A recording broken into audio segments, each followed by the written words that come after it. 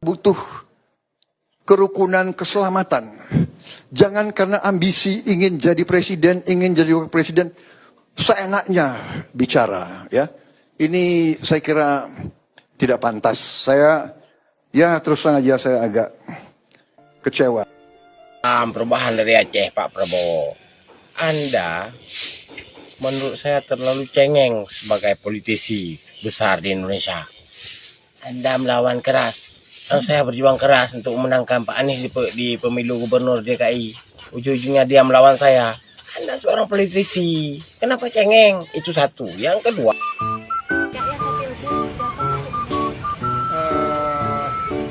menurut saya sangat pas ya, beliau meluaskan kiprah beliau di Jakarta yang menurut saya. Assalamualaikum masyarakat Indonesia, semoga kesehatan, kabar baik selalu menghampiri kita semua. Di sini sepertinya makin panas ya antara para netizen yang fanatik dengan paslon pilihan mereka. Tidak apa-apa, tegang sedikit boleh. Yang jelas tetap siapapun nantinya yang jadi presiden, semuanya itu untuk kebaikan masyarakat Indonesia. Dan pastinya itu pilihan masyarakat juga. Toh Indonesia ini adalah negara demokrasi, jadi setiap masyarakat ataupun penduduk Indonesia itu bebas memberikan aspirasinya masing-masing. Video ini kita akan lihat parodi dari para netizen, tentunya masalah Pilpres 2024 ini yang pastinya seru dan bikin menggelitik. Jadi kita saksikan. Sorry ye, ingat utang negara mencapai 8.000 triliun saja tidak mampu dilunasi, apalagi mimpi kesiangan mau makan gratis. Wow, nenas karbitan. Oh, sorry ya, nenas karbitan. Jadi kita mau makan siang gratis nih, makan siang gratis. Butuh ratusan triliun ambil di mana? Sementara utang negara saja banyak banget.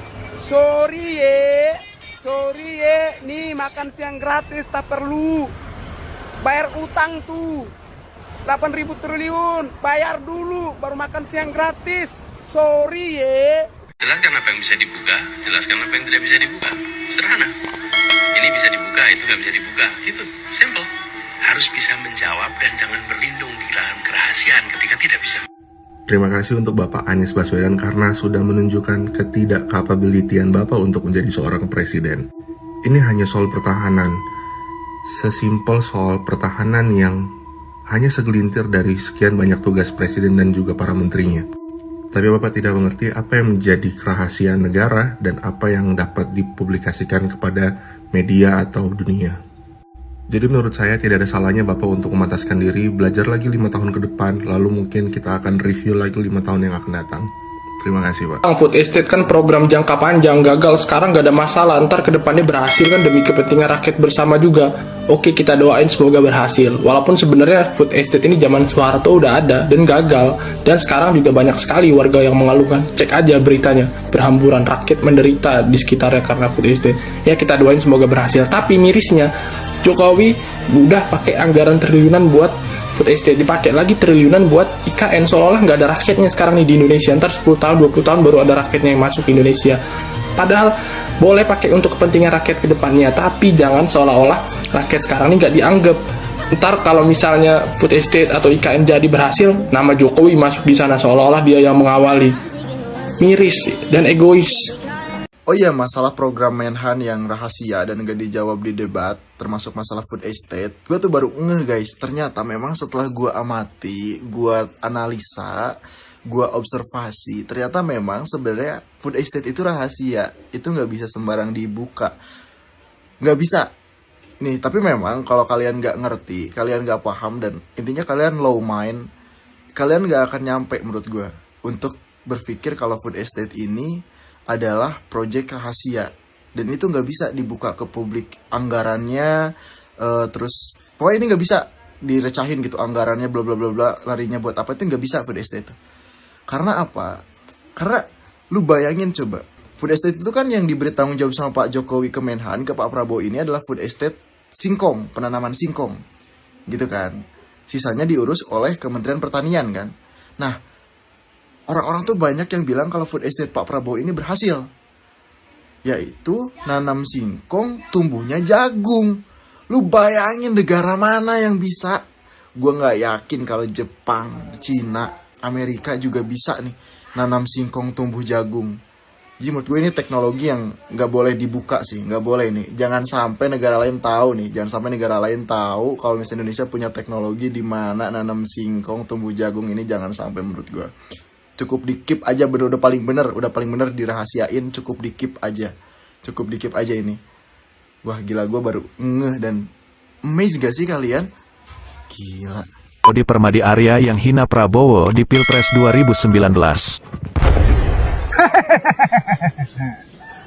Kamu siapa? Saya Jin. Kamu Jin? Kok tampang kamu miskin? Saya beri Anda 3 permintaan. Monggo. Saya minta istri.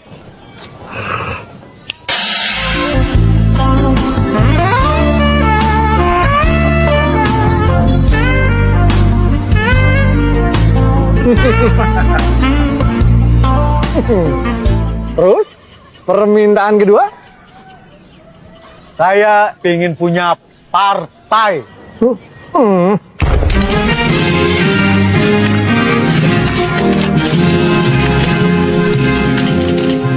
Akhirnya saya punya partai. Saya bisa jadi presiden. Kalau tampang kalian, tampang Boyolali, jadi wartawan, gak pernah ke mall, gak pernah ke hotel, gak mungkin jadi presiden. Gimana? Permintaan ketiga? Saya mau jadi presiden.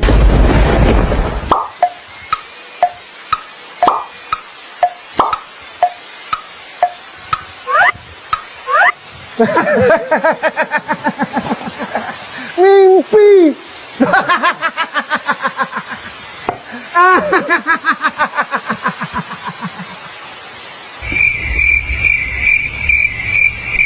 Buat ketiga calon presiden kita, yang pertama Pak Prabowo, misi pantang menyerah.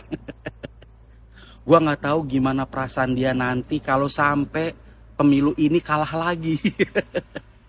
Makanya dengan sekuat tenaga gue bakal ngedukung dia nggak nyapres lagi di 2029. Yang kedua ada Pak Anies. Ini tuh banyak banget gagasannya. Relawan lain tuh masih berdebat sana sini. Relawan dia makin solid. Ini tuh bakal ngebuktiin kalau sesolid apapun bakal tetap kalah.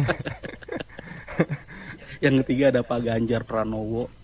Ini tuh pengalamannya banyak, wawasannya luas. Ini pokoknya tuh wadas banget, cerdas banget maksudnya.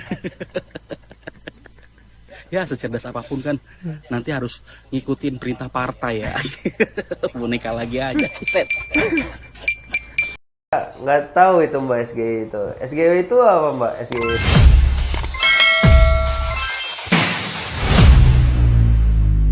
Oke teman-teman, sekarang saya akan mengadakan kuis dadakan.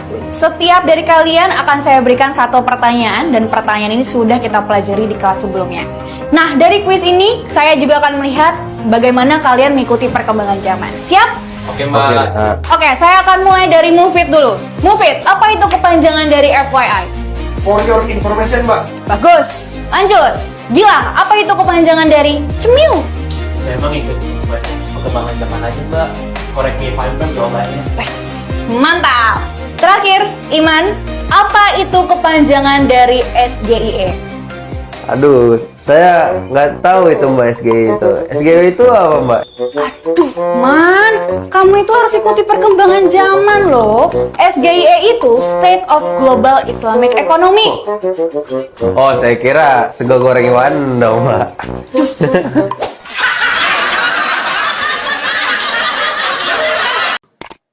kerukunan, keselamatan.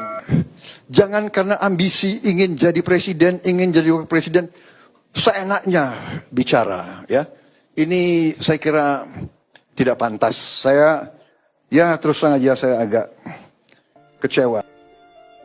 Sahabat Ecet, ini luar biasa. Sahabat saya tadi menyampaikan bahwa beliau pelaku yang mencoblos 02, kemudian berjuang, berdemo, mengepung KPU, mengepung Bawaslu demi ambisi Prabowo menjadi presiden. Karena tempo hari Prabowo bilang bahwa pemilu 2019 ini curang, maka harus dilawan. Kemudian pendukungmu turun ke jalan, berhadapan dengan aparat, bahkan sampai ada yang meninggal. Anda sendiri yang selonong, boy. Anda sendiri yang tidak punya etika. Luar biasa ya. Ini kalau sudah dipancing-pancing 2019, rakyat kemudian memorinya langsung muncul kembali. Bagaimana perjuangan emak-emak, umat Islam, para ulama untuk memperjuangkanmu. Tapi kau sendiri yang meninggalkan rakyatmu. Apa yang dikatakan Anda mencintai rakyat? Sebelah mananya Anda mencintai rakyat? Luar biasa ini ya. Nah, mari kita jaga akal waras kita, akal sehat kita. Jangan sampai kemudian kita termakan framing. Ini lihat nih di TikTok, di mana-mana sudah mulai ada upaya-upaya strategi playing victim yang dilakukan oleh Prabowo ya, dengan wajah seperti yang memelas. Wah, padahal aslinya kan begini gitu. Tapi yang diambil yang seperti wajah tua yang sudah lelah. Ya memang kalau sudah tua dan lelah memang harusnya jangan nyapres. Istirahat saja, berikan kesempatan pada anak-anak muda. Ada kawan-kawan saya anak-anak muda di Gerindra yang hebat-hebat. Berikan pada mereka kesempatannya. Jangan Pak Wowo lagi. Jadi siapa yang punya ambisi dahsyat luar biasa itu? Kan Anda sendiri gitu. Anda sendiri yang diperjuangkan oleh rakyat, kemudian Anda sendiri yang meninggalkan rakyat. Teman-teman, sebentar, jangan di skip. Coba bayangin aja dulu, kalau nanti misal kita punya presiden yang dari mulutnya keluar kata-kata seperti ini. Dia itu pinter atau goblok sih? Atau etik, ndasmu etik? Kira-kira gimana perasaan kita sebagai rakyat? Malah bangga atau malah malu? Kemarin kalah debat emosi, nggak mau salaman, terus nyuruh buzzernya buat nangis di sosmed karena merasa dizolimi katanya.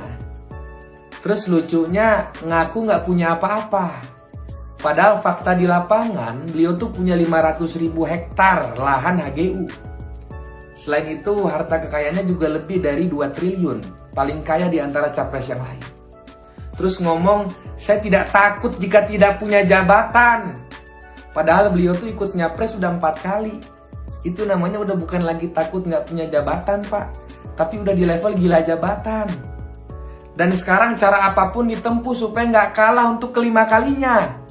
Walaupun konstitusi harus ditabrak, hukum harus dilanggar, undang-undang harus dirubah. Yang penting beliau jadi presiden. Nah, itu saja tadi videonya. Dari beberapa video tersebut, apa menurut kalian tanggapannya? Silahkan tulis di kolom komentar. Jangan lupa like, subscribe, yang belum subscribe, dan bagikan bila itu ada manfaatnya. Terima kasih masih tetap menonton video ini. Bersemangat, jangan lupa berbuat baik. Saya Alan, wassalamualaikum warahmatullahi wabarakatuh.